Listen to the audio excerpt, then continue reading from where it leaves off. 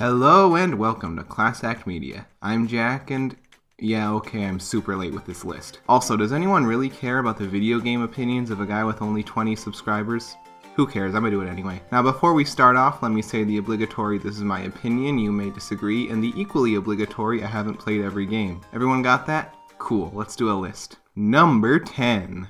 Mario plus Rabbids Kingdom Battle. I'll be honest, I've never been a huge fan of this kind of game. The turn-based combat and having to move each unit individually has always been a bit slow for my tastes, but something about Mario plus Rabbids really grabbed me. The amount of movement options that you can use for your strategies is incredibly satisfying, and the fact that you're able to undo any upgrades to use points elsewhere is perfect for someone like me who's terrible at decisions. I know everybody's saying that the Rabbids are a surprisingly charming part of the game, and I kind of agree. I appreciate that their wackiness is toned down in this game, but their brand of in-your-face toilet humor sort of clashes with the more dignified silliness of the Mario series. But if you're looking for a refreshingly charming and surprisingly fast-paced turn-based strategy game, Mario plus Rabbids is a great time. Number 9. Injustice 2. I'm not the biggest fan of fighting games. I really only play them when they're part of a franchise I like. It's why I'll play Smash Bros, but I'm not a big fan of Street Fighter or Mortal Kombat. So, being a huge fan of DC Comics, of course I'm gonna play a DC fighting game. I haven't played the first Injustice in a while, but I remember liking it well enough. But Injustice 2 really grabbed me. A lot of people don't really care about the story mode for a fighting game, but Injustice 2 has such a well-acted and well-written narrative that I think comic fans should play it just for the plot. But, okay, so you're not a fan of playing fighting games competitively and you've just beaten the story. Now what? Injustice 2's gear system is so addictive that it keeps me coming back to this day. I love being able to make my own versions of classic DC heroes and villains. It does kind of suck that you get these gear pieces in loot boxes, but the game gives you so many credits that I've never had to actually buy a loot box with real money. If you're a DC Comics fan, or even if you're just a fan with games with well-told stories and super tight controls, Injustice 2 is definitely not a game you should pass up on. Also, Starfire is best girl, do not at me. Regardless of what the New 52 Red Hood and the Outlaws book turned her into. Yes, I know that happened a long time ago, I'm still mad! Number 8. A Hat in Time. I've been following the development of A Hat in Time for years. I remember seeing some YouTubers play the alpha build and getting really excited to play it myself. But as the years went on, I started to lose hope that I would ever see the game released. Then, suddenly, I started seeing newfound excitement for the game and hope was restored. And then it came out and lived up to all those years worth of hype. The game is super fun and super cute. I always appreciate a game with a good sense of humor, and this game absolutely delivers in that regard. It's just so cute and charming, I can't help but smile even thinking about it right now. A Hat in Time is also super creative. One minute you're helping a bird make the best action mystery film of all bird time, the next minute you're fighting with a demon for possession of your soul. What can I say? A Hat in Time is fun, charming, adorable, and a testament to how much a small group of people can accomplish. Number 7. Wolfenstein 2. The New Colossus. I played Wolfenstein The New Order and thought it was fine, good enough to make me interested in the sequel at least. Wolfenstein 2, on the other hand, was much more fun. The gameplay across both games is more or less identical, but where New Colossus really shines is the story. I thought New Order didn't go deep enough with the story or big enough with the craziness, but Wolfenstein 2 really delivers on both aspects. New Colossus continues the story of B.J. Blazkowicz, a dying man in a sick world, trying to do as much good as he can before he dies to make the world a better place for his unborn children. It also has a monkey cat, giant robot Nazis, a Nazi Wonderland town, and more craziness that I don't want to spoil. Also, and I hate to be that guy who points out one cool thing about a game and uses it as a reason that the whole game is amazing, but New Colossus has a gun that melts people.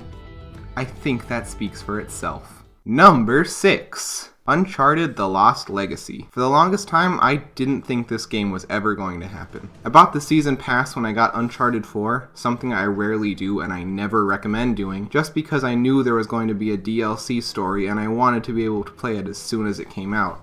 And so I waited, and waited, and waited, And just as I was losing hope, bam! Naughty Dog announced the DLC was so big it would actually release as its own game. And now, having finally played it, I'm here to tell you it was absolutely worth the wait. As we've come to expect from Uncharted, the game looks amazing, and the gameplay is the same take cover and shoot the bad guys system that it's always been. The puzzles are some of the most memorable stuff in the Uncharted series, and what really sets Lost Legacy apart is its semi-open world gameplay. Rather than just going from point A to point B, the game gives you a fairly big area to drive around in to get to different objectives, with a few enemies and small puzzles sprinkled around to encourage exploration. I just think it's really cool that something that was originally going to be a simple DLC mission got so big that it had to be its own game. And yeah, I still got it with my season pass. Number 5. Sonic Mania. Okay, so I'm a fairly young guy who started gaming after the days of 2D Sonic. I've never played any of those old games, so I went into Sonic Mania with no sense of nostalgia, and it still blew me away. It's clear that nothing but love was put into every single aspect of this game.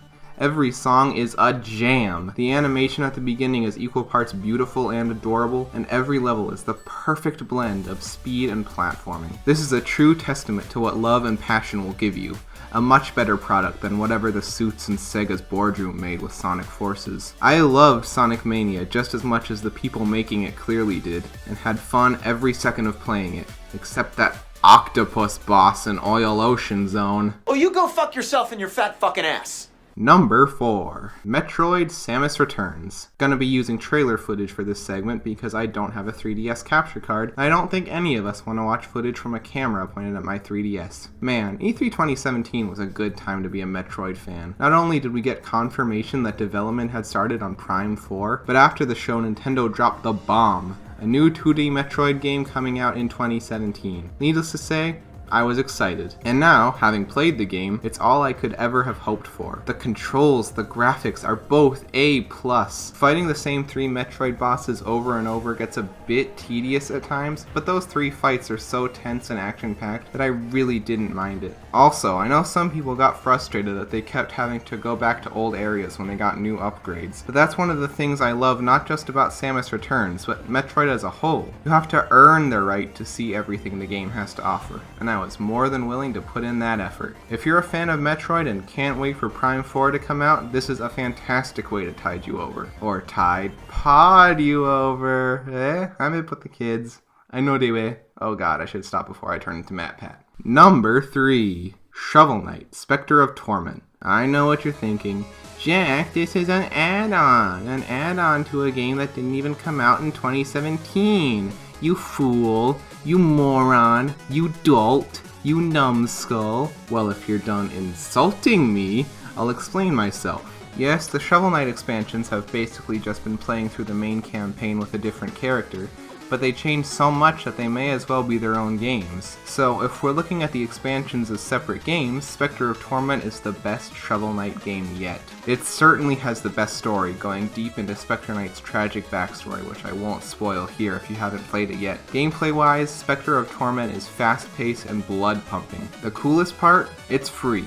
I mean, free provided that you bought the original Shovel Knight game, but it's still really cool that Yacht Club Games is basically giving us 3, soon to be 4, games for the price of 1. Just one more way that indie devs are better than AAA devs. No, this game has been talked about to death. Get out of my house! Number 2. Cuphead. What can you say about Cuphead? I mean, really, the game is just so amazing that I find it difficult to properly put it into words. The amount of hard work and dedication that went into quite literally every frame is astounding. Every single thing that moves in this game was hand-drawn frame by frame, which took 10 years to finish. And that work paid off with a game with beautiful and fluid animation, the likes of which I've never seen in my life. Also, and I'm sure you know this already, but the game is incredibly difficult, much like the real 1930s. Oh no. Cuphead is so good in fact that I bought an Xbox One just to play it and have no regrets. I see you over there, PC gamer. Get out of here. Disclaimer, Class Act Media does not condone the purchase of a whole console just to play one game. I am just very bad with money. Before we move on to number 1, I have a few honorable mentions I'd like to name. Horizon Zero Dawn. Everyone who's played this game absolutely loves it, and I like what I've played, but I haven't played enough to warrant it getting a spot on this list. What I have played is great though. I really like the aesthetic of prehistory mixed with post-apocalyptic robots. It's a great looking fun game that I hope to play more of in the near future, if I can pull myself away from Monster Hunter World for long enough. Mario Kart 8 Deluxe. I thought about putting this game on the list because maybe I can make the case that because it now has battle mode that it's its own game, but I just couldn't bring myself to put a port of a 2016 game on my 2017 games list. I couldn't leave it out entirely though, so here it is. ARMS. I'll be honest, I had absolutely no interest in this game when it first came out, but my friend Connor, who you may know from my Class Act Gaming channel, link in the description, wanted to play it, so I got it for his birthday. And after playing it, I fell in love, so much so that I bought a copy for myself. It didn't hold my interest for much longer after that though, so I couldn't put it on the list. But I needed to justify buying 2 copies of this okay game, so here it is in the honorable mentions. Fight me. In ARMS. Please, I need to use this game more. Super Mario Odyssey. What? But you hate this game. Yeah, okay, my last video was about how I thought this game was overrated, and I stand by that. However, that doesn't mean I didn't have fun with it, so I decided to give it an honorable mention. I already talked about this game though, so I'm not gonna talk about it more here. Doki Doki Literature Club. I wanted to put this on the list, but I really couldn't classify it as a game, so here it is in the honorable mentions. If you have somehow miraculously managed to avoid spoilers for Doki Doki, I highly recommend playing it right now as blind as you can. It's free on Steam and it's not very long. It's legitimately one of the most perfect quote-unquote gaming experiences I've had in years, perhaps in my entire life, even if the memes are complete garbage. With that out of the way, here's my favorite game of 2017.